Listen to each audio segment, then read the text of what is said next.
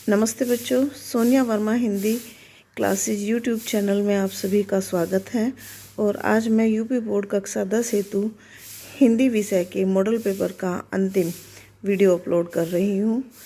इस वीडियो में मैंने आपको संस्कृत खंड से जो एक श्लोक आपका लिखने के लिए आएगा वह तैयार किया है।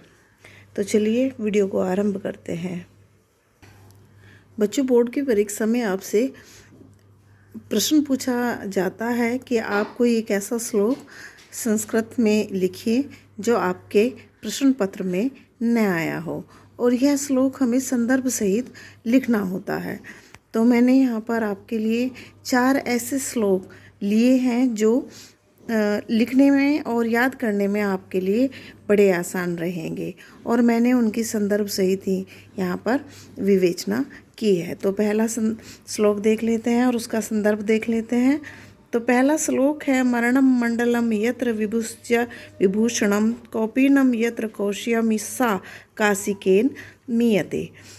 शब्दों में इतना हेरफेर नहीं है कि संस्कृत आप याद ना कर सके, इसलिए आपके लिए ये श्लोक बहुत आसान रहने वाला है, यानी कि आप इसे आसानी से याद कर सकेंगे।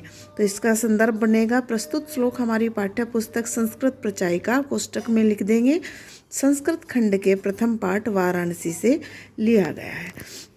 इसे हम खाली केवल वाराणसी पाठ भी लिख सकते थे, लेकिन परीक्षक पर आपका अच्छा प्रभाव पड़े इसके लिए, यानी कि जब आप प्रथम पाठ वाराणसी लिखेंगे ना, तो परीक्षक ये जान जाएगा कि बच्चे ने पाठ का नाम भी लिखा है, इसलिए उसकी स्टडी वास्तव में डीप है, उसने गहराई से अपने पूरे के पूरे सिलेबस को पढ़ा है। तो आप यहाँ संदर्भ देख लीजिए और ये श्लोक देख लीजिए, मरणम मंडलम यत्र विभुश्च विभूषणम कौपीनम यत्र कौशियम सा काशिकेन मीयते।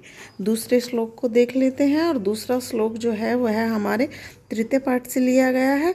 तो इसका संदर्भ बनेगा, प्रस्तुत श्लोक हमारी पाठ्य पुस्तक संस्कृत प्रचायिका संस्कृत खंड के वीर वीरेण पूज्यते नामक तृतीय पाठ से लिया गया है। और श्लोक हमारा है, बंधनम मरणम वापि जयो वापि पराजः उभयत्र समो वीरः वीरभावो ही वीरता। बहुत आसान मैंने आपके लिए श्लोक छाटे हैं ताकि आपको याद करने में कोई कठिनाई न हो। अगला श्लोक देख लेते हैं।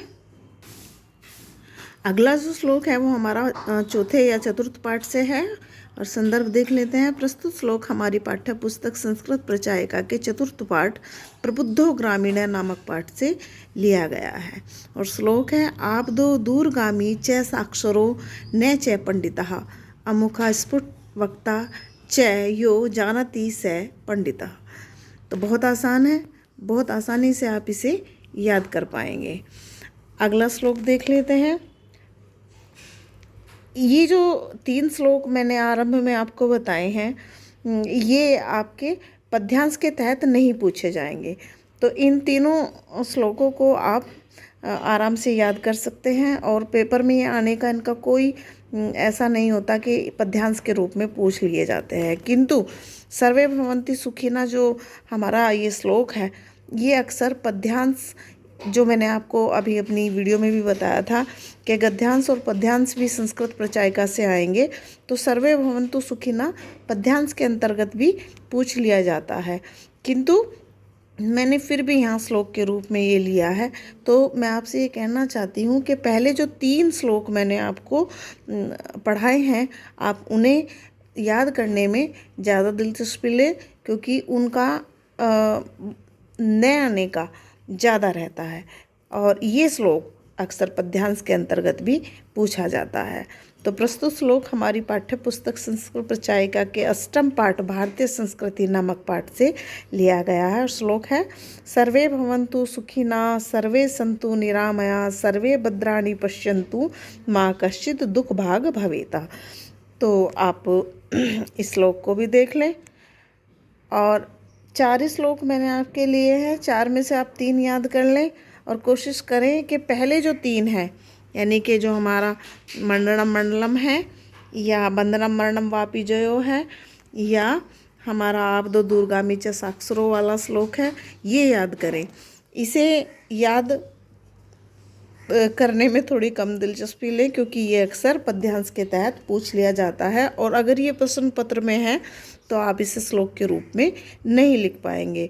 तो मेहनत करें पहले 3 पर, और उम्मीद करती हूँ आपको मेरी ये वीडियो पसंद आएगी। और आज मॉडल पेपर का ये मेरा अंतिम वीडियो है।